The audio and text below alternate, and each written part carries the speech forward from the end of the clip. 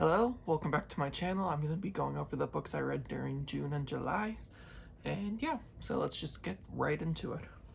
So the first one I read was Sisters of the Lost Nation by Nick Medina, which was the Literally Dead book club pick of May. And it just took me a minute to get through it. So I finished it in June. And this is about a girl who, or like, it's more complex. I don't think they really identify as a girl yet, but I don't know if they know the words yet or anything, but I'll go with they. So they their sister goes missing, and it's like from the past and the present of trying to figure out what happened to their sister, and it has something to do with the hotel they've been working at. And yeah, I think that's really it. So yeah, let's see what I wrote. The mystery and characters were not compelling enough to make me fully engaged. Main takeaways were the mystery was very uninteresting, very. Characters were blah, underwhelming ending, and the song I picked for it was Night Vision by Drives the Common Man. And I would give this book like a 2.5 out of 5. It wasn't like horrible by any means, but I was just painfully uninterested. I don't know if what this was aiming to be, but it wasn't thrilling. The mystery was extremely obvious, and I think it was supposed to be obvious. I thought having the point of view of like girls that live on, or the siblings that live on the reservation was really interesting, and I liked that. Like, that's really the only part of this book that I actually enjoyed, was learning like some Native American history, and like, because they go into some stories and stuff from her reservation that's been passed from generation to generation, and I thought that stuff was cool. But the character, I don't remember anyone's names. I think there's a guy called Fox, because I thought that was weird. And it was just painfully boring. It kind of reminded me of, if you know, there's a TV show called The Killing, and the first 2 seasons all focused around the girl called Rosie, I think, and like it's like, oh, who killed Rosie, what happened to Rosie. That's what it kind of reminded me of, because the main character in this works at a casino hotel, and I'm pretty sure it's the same sort of thing in The Killing. There's like a casino hotel that like ties into that story as well, so that's what it really reminded me of. But The Killing is a fantastic show. The first 3 seasons are perfect, love. But this was very, very boring. Very, very boring. Okay, the next one I read is Loveless by Alice Oseman, which is about a girl, Georgia, who is aro ace, I think, like asexual, like not like attracted to people physically at all. And it's really about her coming to terms with that. And let's see what my thoughts were. I loved reading an aro ace story, but wish that wasn't Georgia's whole personality. And with that, I mean, it's like with Georgia, I understand it's like a big thing coming into your sexuality and figuring that out, but Georgia was devoid of personality, and especially because her friends had so much personality. Her friends and roommate had so much personality. It just really stood out how little of a personality Georgia had, other than the fact that she was struggling with being asexual. And like, I get it, that's like a hard thing, and that would be a lot like very on consuming in your head and stuff, which I understand. It's just she was a very boring character to read from. My main takeaways were I liked all the side characters except Pip. She was very cliche in my opinion. I mean, I think right after reading it, I felt that way, but looking back, I think I enjoyed Pip overall now. I love college setting. Georgia does not fit her name. Yeah, that really bothered me. I don't understand why she's called Georgia. I mean, obviously it's just a name, but it just, like, because it's obviously a fucking book, so she wasn't actually named Georgia. It was like Alice Oseman's like prerogative to name her Georgia, and she didn't fit Georgia at all. Durham is the college name, which I live in North Carolina near Durham, which is like a city, so I just thought that was weird. Pip is dumb, so is Georgia. I read this back in June, so I've already forgotten some stuff. I don't remember why, but I remember it being very like teen drama in high school drama, which I feel like Alice Oseman usually does a pretty good job of not making it so cliche and so like dramatic. And I think I remember Pip and Georgia being very like stupid and illogical with some of their decision making. Loved Arrow Ace rep, period. She's so obsessed with dating, it's insane. Yeah, it's like that's all Georgia talks about and thinks about is dating, is finding love, is blah blah blah, is blah blah blah. That's all she focuses on or talks about or does. Which, I mean, I get it's a asexual coming to terms story, but like she had like I can't think of anything else maybe other than she was quiet and asexual. That's the only two things I can think and name for Georgia. You know what I mean? Like, I don't know any of her passions. I don't know anything she likes to do. I know nothing about the girl. And the song I picked for it was Bruises by Renee Rapp. Oh, and I gave that one. I gave Loveless by Alice Oseman a 3.5 out of 5. So overall, I did like it, but I was a bit disappointed because like Solitaire and Radio Silence are so fucking good. I love those books. The next one I read is In a Dark, Dark Wood by Ruth Ware, which I picked for the Books and Lala Book Wordathon. This was repeating words, so dark, dark.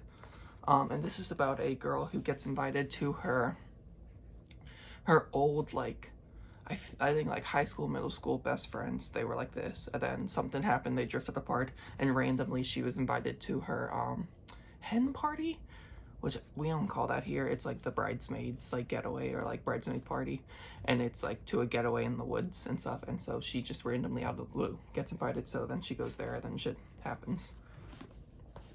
Okay, my thoughts on it were a very light, predictable thriller. I had a fun time, but it wasn't memorable. The memory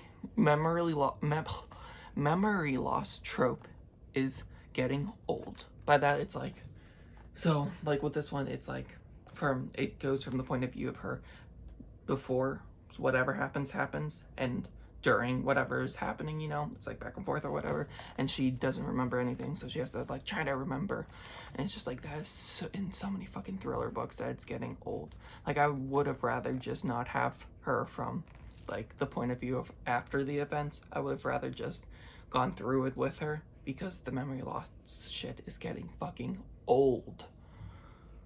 Predictable, exclamation point. And then the song I picked for it was Alice by Avril Lavigne. And my rating is 3 out of 5. I had fun with it. I thought it was an okay time. I mean, I've had this book for fucking years, so I'm happy I finally got to it. I already forgot most of it, but I liked it. The next book I read was You Know What You Did by K.T. Nugent, I don't know how to fucking pronounce it. And this was the Literally Dead book club pick for June, I want to say, but I finished it in July because woof, was this a hard one to get through. And this is about a woman dealing with, I think it's OCD that forms itself in a lot of memory loss and a lot of like thinking she might have done something but doesn't remember doing it, but is like, oh, am I forgetting, or blah blah blah, you know what I mean. And it focuses a lot on the relationship she has with her mom and her husband and her daughter, and all the stuff she's doing wrong, but is like mentally like, oh, I'm doing this wrong, but I'm just going to continue to do it wrong instead of trying to do it better. I don't know, this took me fucking ages to get through. It was so boring. Okay, my overall impression was a very boring and predictable thriller with zero thrills. Literally so boring, no thrills. The mystery was fucking laughable. It was bad. Main takeaways: boring, obvious, mental illness as a plot point. Hated picking it up. Well written, I guess. The name of the song I picked was Mother by Meghan Trainor. And my overall rating is 2 out of 5 because I think the writing was good and I did enjoy I read Turtles All the Way Down this year, and I like reading about OCD, about something that I can't relate to try to get in the head. But I think right after reading In a Dark Dark Wood, with the memory loss trope, the having memory loss again was just like, I think it was just bad timing on my part, which I didn't know that was in that or in this. But I did enjoy the OCD elements, and yeah. But I just, overall, extremely boring, extremely unsatisfying, stupid ass ending. Yeah, I did not like it at all. Well, I mean a little bit. The next book I read was Queer Little Nightmares, which is an anthology of monstrous fiction and poetry, edited by David Lee and Daniel Zamparolo. This one I read for the book, and Lala's book Wordathon, your Buzzwordathon, and this was for measurements, because like little is like a measurement, I guess, I don't know, whatever. And this is an anthology of like monster stories returned into like queer or whatever. And I thought it was going to be a lot of like Creature from the Black Lagoon, Frankenstein, Dracula, the Wolfman, which there's some of those in there, but it was a lot of like Greek mythology and shit like that, which I wasn't expecting. And I don't think short stories are my thing. I keep on trying to read, like, not short stories, like anthologies, and I never like them.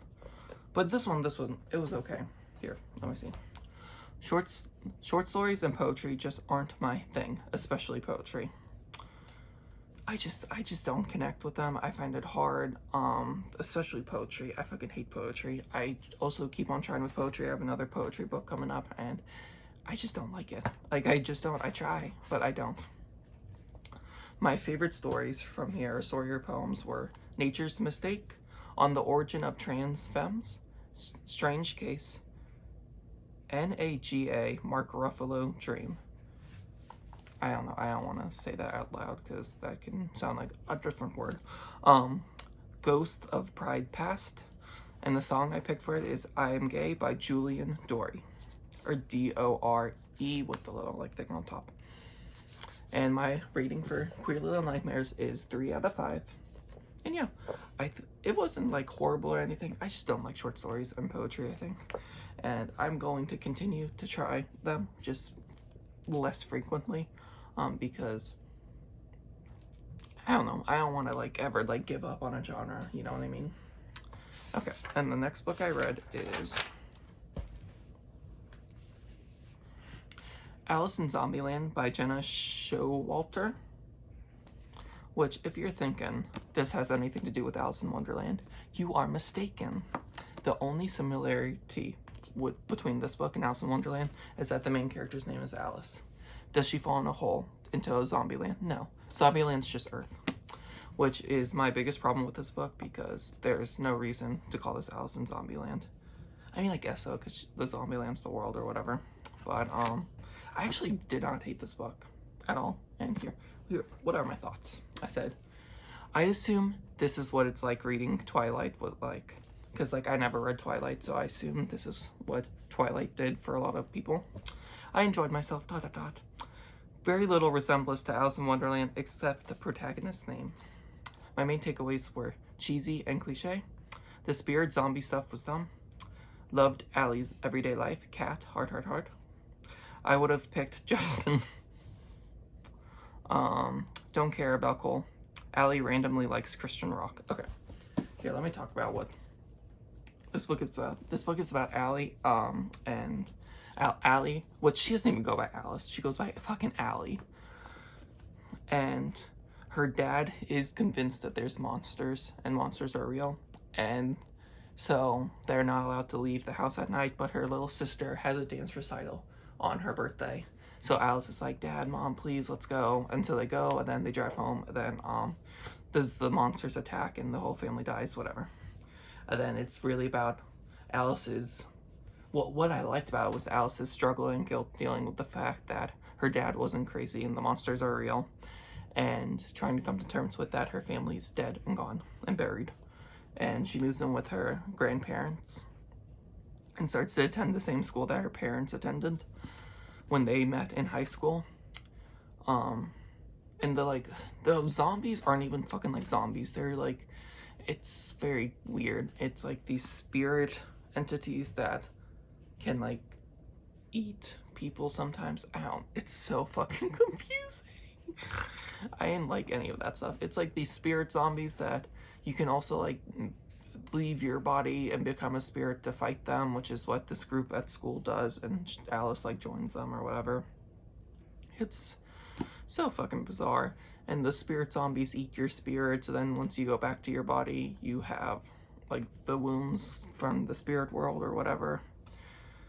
And you can't talk in the spirit world or else it'll come true, but there's just a fucking lot going on. And what I enjoyed about this was the everyday life of Alice. I loved her relationship with Kat and the relationship Alice had with her grandparents. But of course, there's the dark and brooding, like Edward type named Cole, who is very hot and cold with her, which is just fucking annoying, which is why I said I didn't like him. Because, I mean, he's just like, make up your fucking mind. You either want to fuck with me or you don't. Like, I don't like the back and forth shit. Like, I would have stopped talking to him ages before Allie did. But they have, like, a connection, and for some reason, when they lock into each other's eyes, they get, like, visions. I don't know. It was a lot. It was fucking long. It was, like, almost 400 pages. But guess what? I ate this shit up. I liked it. I had a fun time with it. I did think the zombie stuff was stupid, but I did not hate it. And will I be continuing the series? Yeah. And so I gave Alice in Zombieland a 3.5 out of 5. The next book I read, the song I picked for Alice in Zombieland is "How to Save a Life" by The Prey. That's why. So there's at the end of the book, there's what was on Alice's iPod, and so I was like, oh cool, I love when books do that. I think it's fun. And so I looked up the songs, and most of the songs are fucking Christian rock. Like songs about like, oh, Jesus will save us and blah, blah, blah. I'm like, since when was Allie like a fucking Christian? She's fucking fighting against spirit zombies. What are we talking about? And like, they go to church, like her and her grandparents go to church. But we never actually have a scene in the church. We never talk about God. That is not a vital part of Alice's story at all. And just randomly on her iPod, she listens to fucking Christian rock. Obviously, it's the fucking author who is like, oh, hail the Lord, or whatever. Then the fucking Q&A, there's like a Q&A with the writer, and then she gets asked about Cole, and the author says, Cole, my darling Cole, I have such a cougar crush on him. Meanwhile, this man that she wrote about is literally like fucking 16. And it's like, it's just fucking weird language, but I get it. Like, when I read books, even if it's in high school, I kind of age it up to like whatever age I am more. You know what I mean? But like, it was just fucking weird and random Christian shit. I don't know. Fucking bizarre. Okay. The next book I read is Middle of the Night by Riley Sager, which is the Literally Dead book club pick for July, yeah. I actually finished this one on time, finally. And this is about a guy named Ethan who, when he was 10, he was sleeping in his tent with his best friend, Billy. And when he woke up, there was a slash in the tent and his best friend, Billy, was gone. And 30 years later, he returns to his house, where the thing happened because he was camping in his backyard. And he has to come to terms with the fact that Billy still hasn't been found and blah, blah, blah, and deal with all the trauma and shit because he has like insomnia now. And then some new hints and clues are coming up about the case, you know. And I fucking love this. I ate this shit up. I think like if you saw from all the books I talked about, none of them got higher than a 3.5. So I was fucking I was in the fucking trenches trying to get a book I actually enjoyed, and I loved this book. Here, I said, such a fun mystery that had some good twists and turns. The overly dramatic and sappy elements really worked for me. I loved the mystery, loved the setting, loved the ending. Ethan was a kind of nothing character, but I had so much fun. And yeah, I like obsessed with the ending. Ethan was a really, really nothing character though. Like, he was just his trauma, which I find that's a lot in books, which, I mean, I get it, but it's a little like, that's all he is. This is trauma. And the song I picked for it is Middle of the Night by Thomas Heaton. Which it was funny because A Middle of the Night is literally the name of the book and the song. I don't know, I thought that was fucking weird, so I picked it because I've been listening to The Middle of the Night by Thomas Heaton for ages before I even bought or read this book, and yeah, I thought it was perfect. And I gave this a 5 out of 5. I absolutely enjoyed it. I loved it. And I always forget how much I like Riley Sager's books before I read it. Because going into this, I was like, oh god, another like little, because the Literally Dead book club pick since Farrah Wong, it has not been hidden, and this one hit so hard. I loved. The next book and final book I read was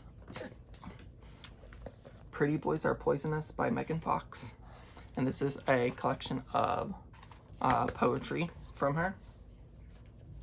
And I said IDK stars, like I didn't read this book because I don't know. I said I think I liked it. I'm not, as I said before, I'm not a poetry girly. I don't understand poetry. I think poetry is overall stupid and pretentious in most situations. But I don't know, I liked it. I thought it was fine. She talked a lot about her like trauma and shit in this, which I don't think I was really expecting. But it was fine. I think I liked it. You know what I mean? I don't know. It was fine. And the song I picked for it was Joyride by Kesha, because just one woman and another woman filling their power. I don't know, whatever. And yeah, and that's all I read during June and July, and I'm feeling like I'm out of my slump. So hopefully I read a lot more in August. And yeah.